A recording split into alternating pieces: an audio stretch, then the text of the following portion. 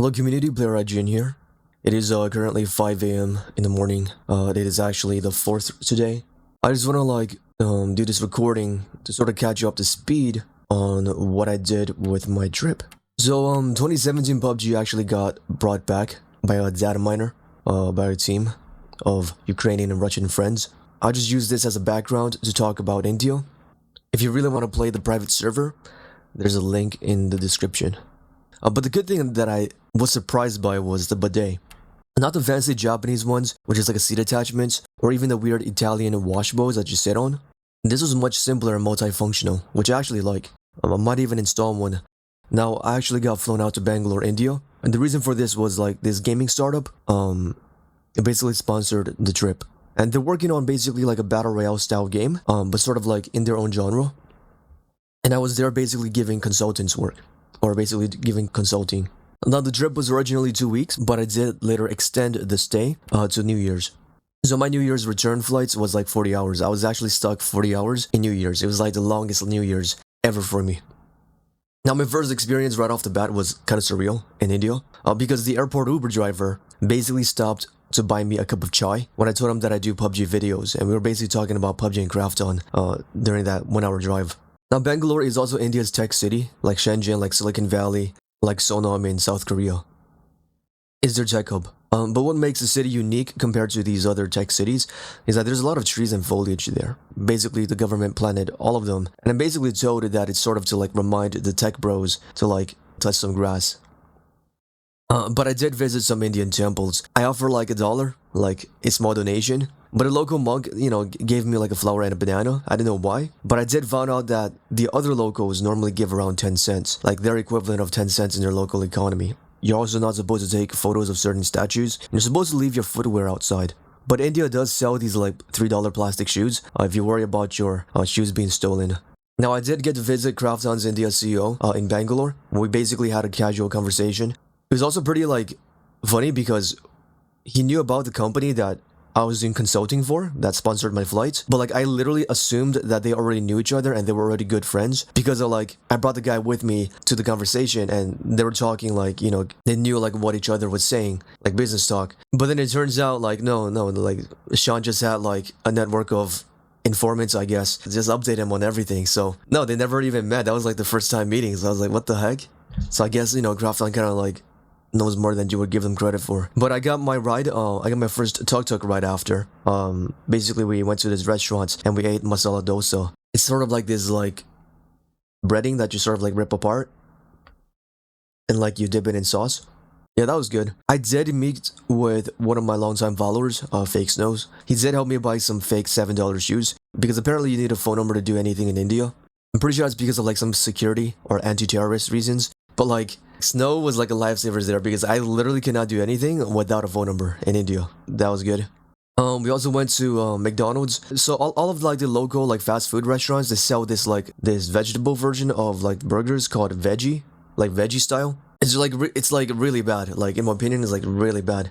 So you know how like people like who are vegetarians in the US like always like conscious about a veggie option, a vegetable option. But then like when I was in India, I was like conscious about making sure that this wasn't a vegetable option. it's like the reverse for me. It's like, oh my god, I gotta like lock in to make sure I don't get this vegetable option because it's like, oh my god. When I went to India, I thought all I was gonna eat was chicken. But no, they had like, because beef is forbidden. But no, they have like a alternative to that. They have lamb. It's like sheep. So, that was still alright. Like I had basically a hamburger made of lamb meat and it's actually pretty good. It actually might be one of the best burgers I had. The great stuff, they also had like House of Commons also had like this green drink which is good as well. Now we did cross like this lake called Lake Agara, but wasn't worth it. Probably should have took a tuk-tuk there too. Now we did reach a Hanuman temple, but basically like we went there at the same time like Black Myth Wukong basically lost to Astrobots at the Game Awards. So that was sort of like a coincidence. But something I did learn is that the United States actually does not have the most gold in the world. That title actually goes to India. The catch is that all that gold is not owned by the government. It's owned by like Indian housewives. So the ownership is like very decentralized. What it also means is that it's very easy to find like a gold store next to you.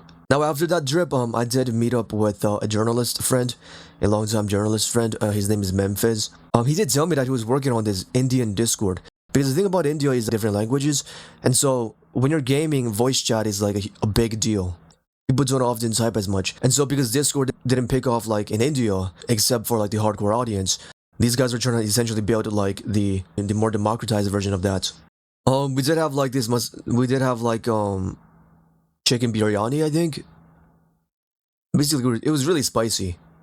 But I did have a Coke because that was a saver for me because I had so much coffee in India. And think about like coffee or tea in India is that they make them pretty similar. And so like you sometimes can't even like tell them apart. Masala chai is not like your typical tea. First of all, I mean I already said it, they have spice in it, which is like new to me, is like putting spice in tea. Like I always imagined tea to just be like minty hot water, so it almost tastes like cinnamon. It didn't even taste like curry, it tastes like cinnamon. Also the thing is that like when you're finished eating your like food, they have like this lemon like warm water to like clean your hands. The mint stuff was really interesting too, is because every time you go to a restaurant at the end, they give you like these little pebbles, these little bits, but they're actually mint. And they had this like famous ice cream or dessert in like Bangalore called Death by Ice Cream. It's like ice cream and it's just like cake and it's like layered with chocolate. And so when you actually like bite into it, it actually tastes like brownies, which I thought was interesting. Now, when I was in India, I did get to like playtest some games, some unreleased games during my last 2 weeks. One of these was actually called Project Glade by Lila Games, which is like this mobile extraction game that is funded and backed by Krafton. So I did get to playtest that.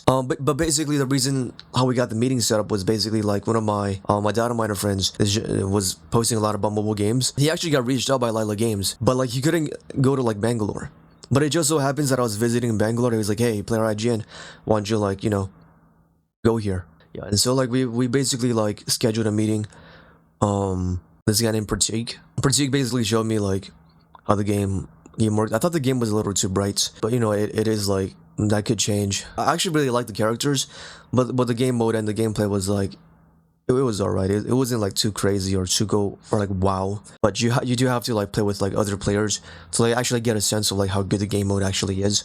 I was gonna visit this other like big name studio in Bangalore. Basically in Bangalore, like the biggest names is basically Krafton, Lila Games, because they got backed by Krafton. Their CEO is like this Korean guy, Joseph Kim from New York or in the US, but they're working on like strategy games.